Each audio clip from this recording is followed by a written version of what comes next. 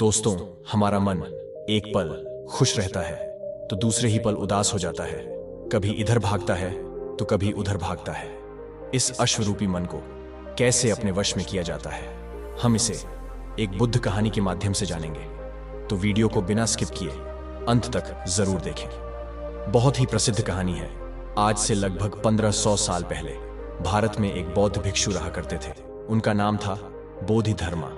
पूरे बौद्ध धर्म के इतिहास में गौतम बुद्ध के बाद अगर कोई सबसे ज्यादा प्रभावशाली और प्रसिद्ध बौद्ध भिक्षुक हुए हैं तो वो बोधिधर्मा ही थे। गौतम बुद्ध के बाद बोधिधर्मा ने ही बौद्ध धर्म को सबसे ज्यादा फैलाया था। वो बोधिधर्मा ही थे जो बौद्ध धर्म को भारत से चीन ले गए थे, जो बाद में जिन बुद्धिज्म के नाम से प्रसिद्ध हुआ। फिर ये चाइना से होता हुआ जापान, कोरिया और दक्षिण पूर्व एशिया के कई देशों में फैल गया। उस समय चीन में जो सम्राट था उसका नाम था बू।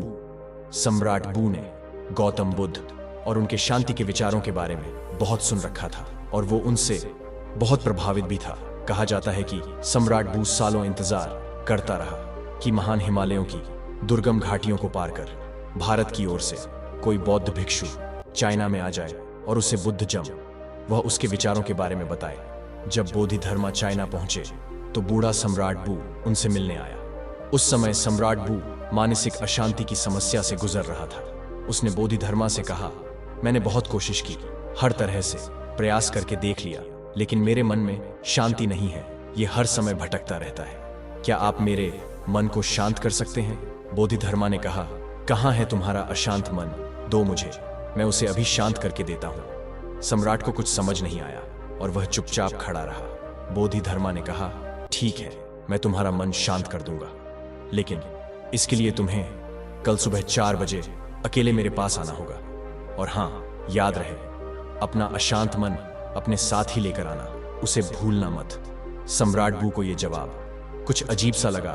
वो उस पूरी रात सो न सका। सोचता रहा कि कैसा पागल भिक्षु है, कहता है मन साथ लेके आना। भला मन भी कोई भरी सामान है जिसे मैं छोड़कर आ जाऊंगा। उसने कई बार निश्चय किया कि जाने का कोई मतलब नहीं। इंसान पागल मालूम पड़ता है, लेकिन उसके पास और कोई दूसरा रास्ता भी नहीं था। इसलिए उसने निश्चय किया कि वो एक बार उस भिक्षु के पास जरूर जाएगा। अगली सुबह 4 बजे सम्राट बू बोधिधर्मा के पास पहुंच जाता है। बोधिधर्मा आंखें बंद करके ध्यान में बैठे हुए थे। सम्राट की आने की आहट पाकर बोधिधर्मा अपनी आंखें खोलते हैं और सम्राट बू से कहते हैं, तो तुम आ गए? लाओ, अब जल्दी से अपना अशांत मन मुझे दे दो, मैं उसे शांत करके तुम्हें वापस देता हूं। सम्राट बू ने कहा, ये आप कैसी बातें कर रहे हैं? क्या मन भी कोई वस्तु है जिसे मैं आपको दे दूं? ये तो मेरे अंदर है, मेरे सिर की हड्डियों के अंदर है। बोधिधर्मा ने कहा, तो इससे एक बात तो साफ है कि तुम्हारा मन तुम्हारे ही अंदर है। सम्राट ने कहा, हाँ, मेरा मन मेरे ही अंदर है। बोधिधर्मा ने कहा, तब फिर तुम अपनी आंखें बंद करके बैठ जाओ और अपने उस अशांत मन को अपने भीतर खोजो। जैसे ही तुम्हारा अशांत मन तुम्हें मिल जाए मुझे बताना, मैं उसे शांत कर दूंगा। बोधिधर्मा का यह जवाब भी सम्राट बू को अजीब लगा, लेकिन वो कर भी क्या सकता था। उसने अपनी आंखें बंद की और अपने मन में उठने वाले विचारों को देखने लगा। वह अपने अशांत मन को खोजने का प्रयास करता रहा। वह जितना अपने अंदर गया वह उतना ही अपने मन को खोजने में असफल रहा। कुछ घंटे गुजर गए, सूरज निकल आया था। सम्राट बू ने अपनी आंखें खोली। बोधिधर्मा ने पूछा, मिला तुम्हारा अशांत मन? सम्राट बू ने ना में सिर हिला दिया। बोधिधर्मा ने कहा, ठीक है, कल सुबह फिर आना और दोबारा अपने मन को ढूंढने का प्रयास करना। सम्राट बू वहां से चला जाता है। अगली सुबह 4 बजे फिर सम्राट बू बोधिधर्मा के पास आता है। बोधिशर्मा दोबारा सम्राट को आंखें बंद करके बैठ जाने को कहते हैं। सम्राट बू दोबारा अपनी आंखें बंद करके अपने अंदर दोबारा अशांत मन को खोजने का प्रयास करता है। वह जितना अपने अंदर डूबता चला जाता है वह उतना ही अपने मन और विचारों से दूर होता चला जाता है। आज सम्राट बू को बैठे बैठे दोपहर हो गई। अब उसने अपनी आंखें खोली। बोधिधर्मा ने पूछा, मिला तुम्हारा अशांत मन? सम्राट ने फिर से में सिर हिला दिया। अगले दिन फिर सम्राट सुबह 4 बजे बोधिधर्मा के पास आता है और बैठकर अपने अशांत मन को खोजने का प्रयास करता है। आज सम्राट को बैठे बैठे शाम हो जाती है। जाते वक्त बोधिधर्मा ने फिर पूछा, मिला तुम्हारा अशांत मन? सम्राट बू ने फिर से में सिर हिला दिया। बोधिधर्मा ने कहा, ठीक है, कल सुबह फिर आना। आज सम्राट बू सुबह 3 बजे ही आ जाता है और बैठकर अशांत मन को अपने भीतर खोजने लगता है। पूरा दिन गुजर जाता है, पूरी रात गुजार जाती है, लेकिन सम्राट बू अपनी आंखें बंद किए अपने अशांत मन को खोजता रहता है। बोधिधर्मा भी सम्राट के पास बैठ जाते हैं। वह जितना अपने अंदर उतरता गया, वह उतना ही अपने मन को खोजने में असफल रहा। वह समझ चुका था कि अंदर मन जैसा कुछ नहीं है। ये केवल विचारों का एक समूह है जिसे हम मन कहते हैं। अगर विचार हैं तो मन है, अगर विचार नहीं तो मन भी नहीं। जब अंदर मन जैसा कुछ है ही नहीं तो इसके साथ कुछ किया भी नहीं जा सकता। जिसे हम मन कहते हैं, ये तो सिर्फ वो विचार है जो हमारी अचेतन अवस्था में हमारे भीतर उठते रहते हैं। अगर हम हमारी चेतना में आ जाएं और जागरूक होकर जीने लगे तो यहां विचार जैसा कुछ नहीं रह जाता। और जब विचार नहीं तो मन भी नहीं।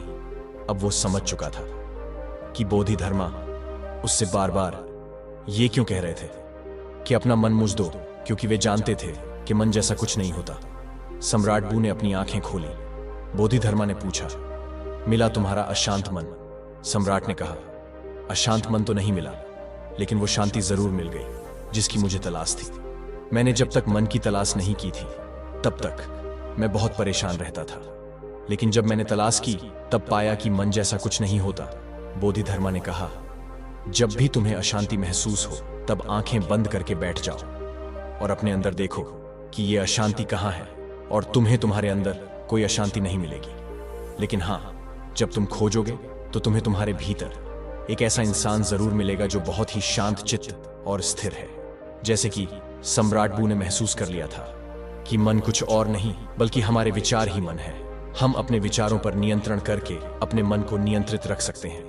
अगर हम अपने जीवन में देखें तो हमारे चारों तरफ ऐसे लाखों लोग हैं जो मानसिक अशांति से परेशान हैं। वो सभी इस मानसिक बीमारी से बाहर आना चाहते हैं, लेकिन उन्हें पता नहीं कि इससे बाहर कैसे आया जाए। और अगर कुछ लोग इससे बाहर आने का प्रयास भी करते हैं तो कुछ शुरुआती असफलताओं के बाद वो हार मान जाते हैं, और फिर ये मानसिक अशांति मरते दम तक उनके साथ रहती है। कई बार कुछ मानसिक विचार शारीरिक दर्द से भी ज्यादा दर्दनाक होती हैं, और ये इंसान का जीवन बहुत मुश्किल बना देती है। लोग इस मानसिक अशांति से गुजरते हैं क्योंकि वो कभी भी अपने अशांत मन को खोजने का प्रयास नहीं करते। वो कभी भी अपने भीतर झांक कर ये देखने का प्रयास नहीं करते कि असल में इस मानसिक अशांति का कारण क्या है। जैसे कि हमने इस कहने में देखा कि मन जैसी कोई चीज हमारे अंदर नहीं होती। असल में मन हमारे अंदर उठ रहे विचारों का समूह है, क्योंकि हम अचेतन तरीके से बस कुछ भी सोचे कर रहे हैं। कभी बीते हुए कल के बारे में सोचते हैं तो कभी आने वाले कल के बारे में।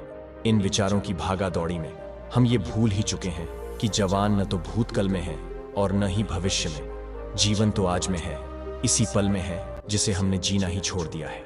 अगर हम अपनी चेतन अवस्था में रहना सीख जाए, जागरूक होकर अपने अंदर चलने वाले विचारों को देखना शुरू कर दें, तो धीरे धीरे हमारे अंदर उठने वाले विचार कम होना शुरू हो जाएंगे। क्योंकि तब विचारों को उत्पन्न होने का समय नहीं मिल पाता, क्योंकि हमारा मन ज्यादा तभी सोचता है जब ये अचेतन अवस्था में होता है। इसलिए जैसे जैसे हमारी जागरूकता बढ़ती जाती है, हमारे विचारों की उठने की तीव्रता काम होती चली जाती है, और जब हम विचार शून्य हो जाते हैं तो हमारा मन गायब हो जाता है, और ये हमारे लिए मुसीबत नहीं बल्कि खुशी और शांति का स्रोत बन जाता है। इसीलिए अब से जब भी आप अपने लाइफ में अशांति या किसी प्रकार का दुख महसूस करें तो चुपचाप आंखें बंद करके बैठ जाए और अपने अंदर उठने वाले विचारों को देखना शुरू कर दें। इन उठते हुए विचारों को रोकने की कोशिश न करें, बस इन्हें आने और जाने दें, और न ही इन विचारों में उलझे। आप इन्हें बस ऐसे देखें जैसे कि आप किसी रोड के किनारे खड़े हैं और आती जाती गाड़ियों को देख रहे हैं। गाड़ियां आती है और जाती है, ऐसे ही विचार आएंगे और जाएंगे, आपको बस उन्हें देखते रहना है। समय के साथ धीरे धीरे ये विचार आने बंद हो जाएंगे और अंत में आप खुद को एक ऐसे इंसान के रूप में पाओगे जो अंदर से एकदम स्थिर और शांत है। दोस्तों, ऐसे ही जीवन को बदल देने वाली वीडियो देखने के लिए हमारे चैनल को सब्सक्राइब जरूर करें। वीडियो को अंत तक देखने के लिए आपका धन्यवाद।